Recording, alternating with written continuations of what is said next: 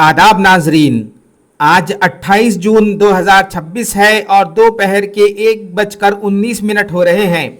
और ये देखिए, बेर बहुटी अपने मस्कन के बाहर निकल आई है। असल में हमारे यहाँ बारिश हो चुकी है और जैसे ही बारिश होती है, शुरुआती बारिश में कुदरत के ख़जाने से बहुत सारी चीज़ें बाहर निकलती हैं, जिनमें बहुत सारे नबातात व हैवानात होते हैं। तो ये एक हैवानी दवा है समझ लो। और बहुत सारे नबातात भी अभी शुरुआती बारिश के बाद ज़मीन से निकल आते हैं, जैसे कि सफ़ेद मूसली वगैरह। और ये देखिए किस किस्म से इसका मस्कन होता है। इसके मस्कन का भी आप लोग अंदाज़ा लगाइए। और ये जो है, इस किस्म से बेर बहुटी दूर से देखी जा सकती है। लिहाजा शुरुआती बारिश में जंगलों का रुख कीजिए और कुदरत के ख़जानों से अपने लिए इस्तेमाल होने वाली दवाएं और हैवानात का ज़ख़ीरा कीजिए। खुदा हाफिज़।